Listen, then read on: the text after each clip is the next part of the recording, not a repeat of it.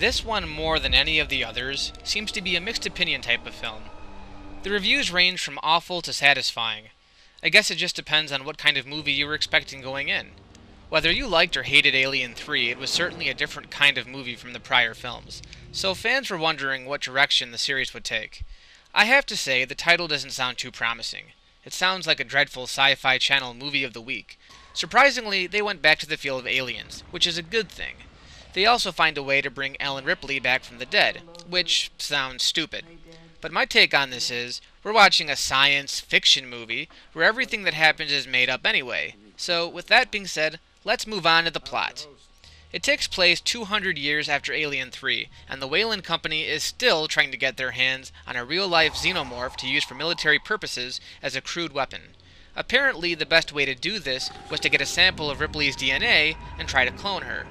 Because she was carrying a queen in the last film, segments of alien DNA were mixed in with hers, so when they finally succeed in making a working Ripley clone, she carries over some of their features, like having acid for blood. This makes it hard for the other crew members to trust her. Personally, I feel this was the best direction for the series to go after the events of Alien 3. It's an absurd concept, but one that kind of makes sense if you're willing to suspend disbelief. It also gives us something we haven't seen before. This isn't the same Ripley we've seen in past films, but a genetically enhanced clone who has a chip on her shoulder. This again is due to her new alien blood. So basically, there's this crew of mercenaries who are being paid to deliver the Queen alien to the Weyland Company back on Earth. The aliens aboard the ship escape their prisons, and now everyone has to fight for their lives. Winona Ryder plays an android who tries to sabotage the efforts of her crew, but eventually her and Ripley hit it off.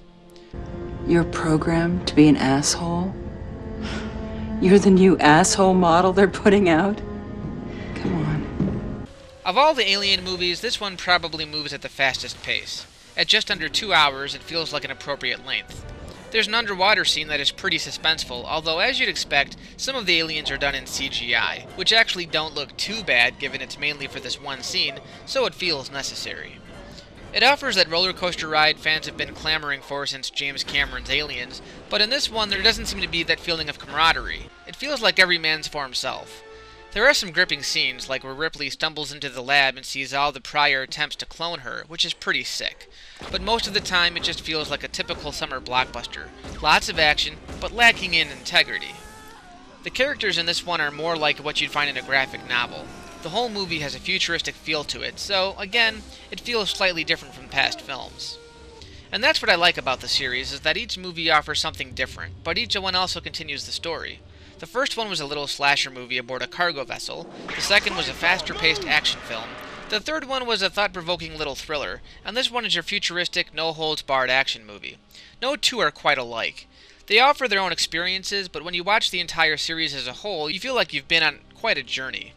Both the aliens and the character of Ripley seem to go through so much, almost like an entire evolution, so it's fun to watch that evolution unfold over 4 films. Whether they were successful at it or not lies in the opinions of its fans.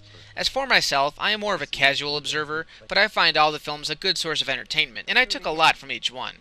There's one more thing I should address with this one, however, and that's how they handle the Queen. Because Ripley possesses some of the alien DNA, it would only make sense that the Queen alien, having been extracted from Ripley, would share some of her human DNA.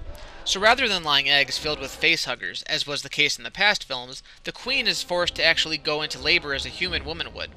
This results in a new breed of alien that looks nothing like a human or a xenomorph, which really baffles me, and apparently a slew of fans.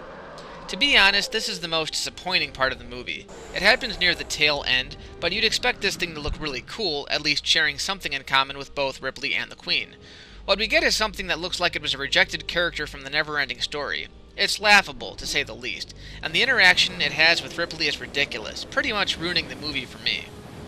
I know a lot of people will disagree with me on this, but this is definitely my least favorite of the series.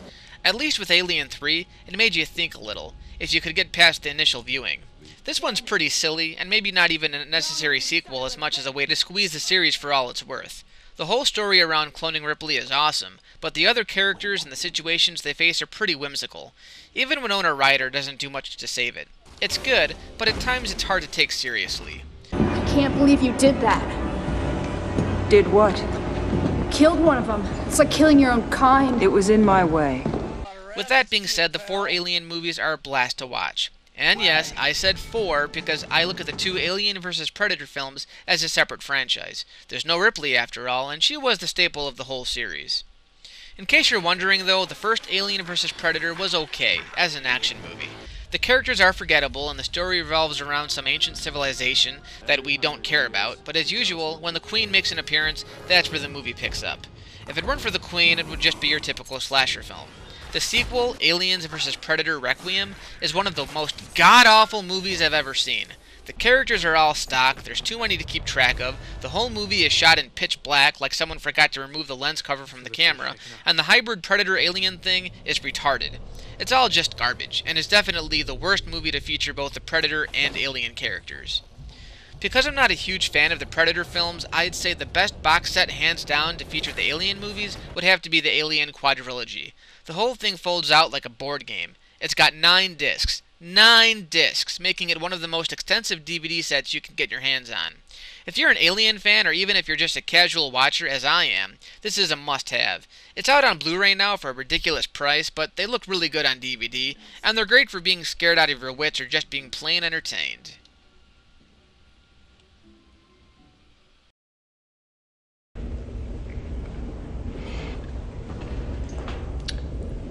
Fork. Fuck. It's fork. So, who do I have to fuck to get off this boat? I can get you off. Maybe not the boat,